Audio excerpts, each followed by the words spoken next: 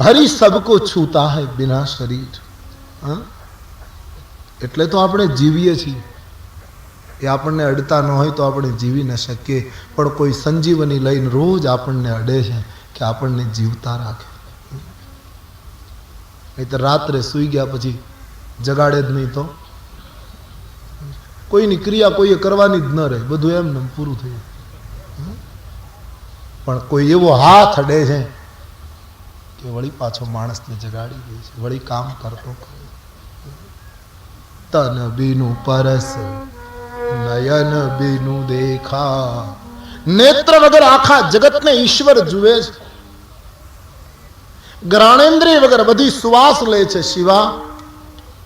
આવી જેની અલૌકિક કૃતિ છે, મહિમા જેનો મહિમા વેદ પણ નથી જાણી શકતા, એ કૌશલપતિ ભગવાન રામ પોતે છે.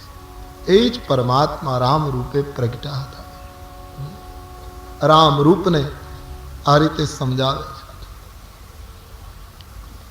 ભવાનીના મનનું સમાધાન થયું. ભગવાન શંકરના ચરણમાં વંદન કરે, મહારાજ આપના શબ્દોથી મારો મોહ નષ્ટ થયો, મને રામ રૂપનો અનુભવ થવા લાગ્યો.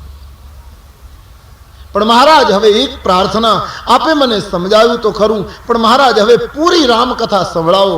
અને પહેલું કારણ મને એ બતાવો કે નિર્ગુણ બ્રહ્મ સગુણ શું કામ બને છે, નિરાકાર નરાકાર શું કામ બને છે, એ મને સમજાવો. ભગવાન શંકરે પાર્વતીને કહ્યું, દેવી નિર્ગુણ બ્રહ્મ સગુણ બને છે એનું મારી દ્રષ્ટિમાં કોઈ કારણ હોય તો એક જ છે, ભગત પ્રેમ બસ સગુણ સો હોઈ. ભક્તોના પ્રેમ માટે પ્રભુ સાકાર બને. રાક્ષસોને મારવા માટે નહીં, રાવણને મારવા માટે રામ આવ્યા એમ કહેવું પૂર્ણ સત્ય નથી. કંસને મારવા માટે કૃષ્ણ આવ્યા એમ કહેવું પૂર્ણ સત્ય નથી. હિરણ્યકશિપુને મારવા માટે, હિરણાક્ષને મારવા માટે નરસંહ કે વરાહ આવે એમ કહેવું પૂર્ણ સત્ય નથી. ભગવાન આવ્યા છે સંતોને માટે, ભક્તોને માટે આવ્યા, પછી રાક્ષસોને માર્યા છે એ તો ગૌણ કાર્ય છે, પ્રધાન કાર્ય છે. એટલે ગીતામાં ખુલ્લી ઘોષણા છે, પરિત્રાણાય સાધુનામ વિનાશાય ચ દુષ્કૃતામ. પહેલા દુષ્કૃતનો વિનાશ કરવા માટે હું આવ્યો એમ નથી કહ્યું. પહેલા કહ્યું મેં સાધુઓના પરિત્રાણ, દેવાનામ પણ નહીં, દેવતાઓ માટે પણ નહીં, પરિત્રાણાય સાધુનામ, હું સાધુઓ માટે આવું છું. આવ્યા પછી રાક્ષસોને મારી નાખું એક વાત જુદી. વિનાશાય ચ દુષ્કૃતામ ધર્મ સંસ્થાપનાર્થાય સંભવામી યુગે યુગે. તો પહેલી વસ્તુ ખાસ સમજી લઈએ કે ઈશ્વર અવતરિત થાય છે સંસારમાં સંતો માટે. પછી રાક્ષસોને મારી નાખે, આપણને બધાને જુદી રીતે લાભ મળી જાય, બાકી આવે છે સંત માટે. સૂરજ ઉગે છે સંત માટે, વર્ષા વર્ષે છે સંત માટે. ધ્યાન દેના, હું તમે તો એની આડચમાં લાભ લઈએ છીએ, બાકી આ જગતમાં ઈશ્વરનો જે ક્રમ ચાલે એ એના પ્યારા સંતો માટે ચાલે. આ વરસાદ આપણા માટે પડતો હોય એવું તમને લાગે છે? સંતો માટે પડે. હા, હોનારત થાય તો માનવાનું કે આ કદાચ આપણા માટે હોય તો હોય, આ આપણો તપનો પ્રભાવ હોય કદાચ. બાકી સપ્રમાણ વર્ષે સંતો માટે, પશુ પંખી માટે, ધરતી એની ધરી ઉપર એમનેમ ફર્યા કરે. માણસ ગુણવંત શાહે બહુ સરસ લખ્યું કે માણસ બગાસું ખાય તોય બોલ બોલ કરે, અને આ ધરતી યુગોથી એની ધરી ઉપર ફર્યા કરે તોય ક્યારેય બોલી નહીં. હા, અને માણસ આમ થોડુંક કંઈક કરે તો બોલ બોલ શરૂ કરી. તો આ જગતમાં સંતોને માટે હરિ આવે. ભગવાન સ્વયં બોલ્યા છે, શ્રી કૃષ્ણ ઉધો મોહે સંત, ઉધો મોહે સંત સદા અતિ પ્યારે. ઉધો મોહે સંત સદા જાકી મહિમા વેદ ઉચારે. जाकी महिमा वेद उचारे, जाकी महिमा वेद उचारे,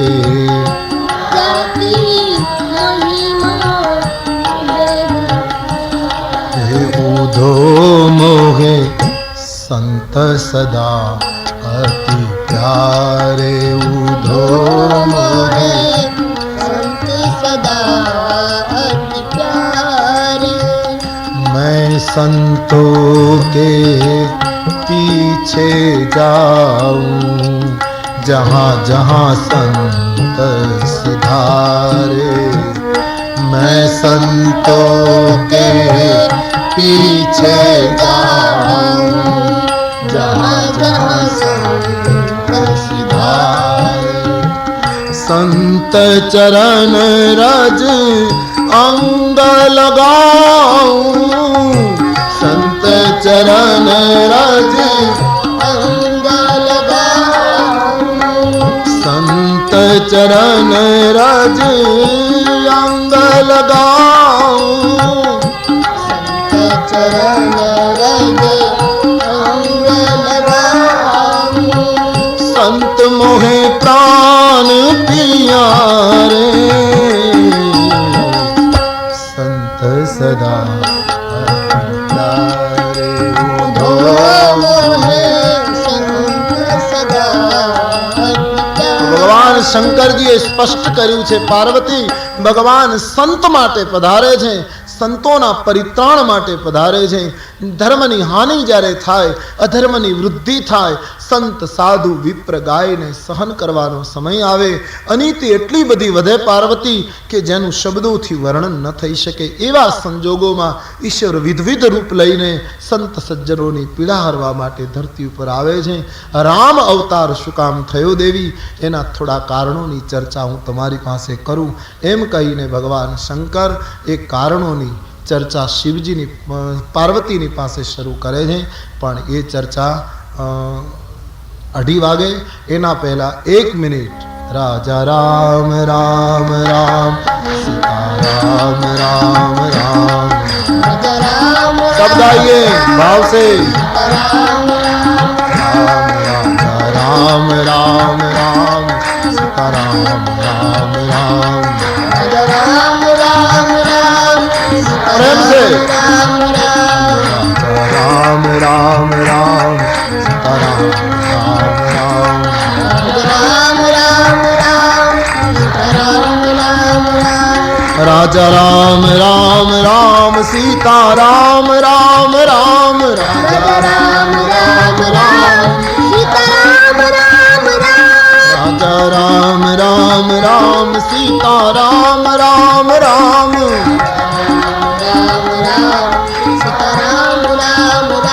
राजा राम राम राम, सीता राम राम राम, राजा राम राम राम, सीता राम राम राम, राजा राम राम राम, सीता राम राम राम, राजा राम राम राम, सीता राम राम राम,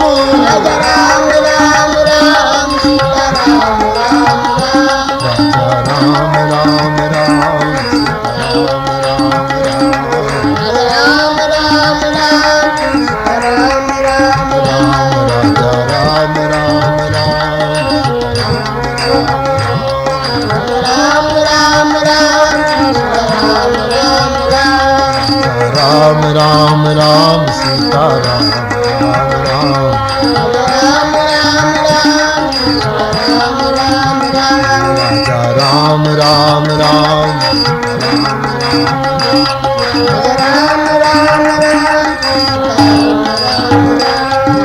12:30 થયા છે. 12 ને બદલે તમારો અડધો કલાક મેં આપ્યો, હિસાબમાં પૂરું કરતો જઈશ. 2:30 વાગે ફરી મળીશું. પ્યાર સે બોલીએ રામચંદ્ર શ્રી બાલકૃષ્ણ સદગુરુ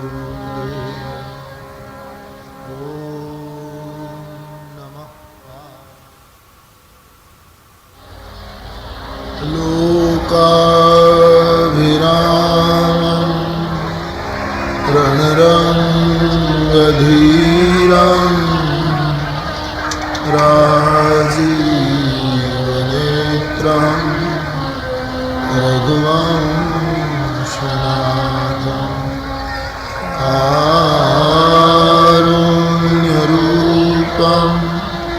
करुणाकरं तं श्रीरामचन्द्रं शरणं प्रपद्ये। मनोजवं मारुततुल्यवेगं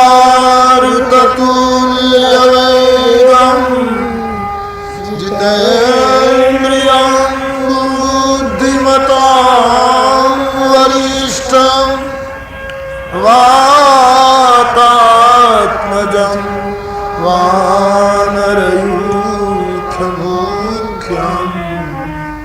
श्रीरामदूतं शरणं प्रपद्ये। बोलिए रामचंद्र भगवान श्री बालकृष्ण सद्गुरुदेव की। ओम नमः पार्वती पतये हर हर। श्री राम जय जय राम। श्री राम जय राम। श्री राम जय राम।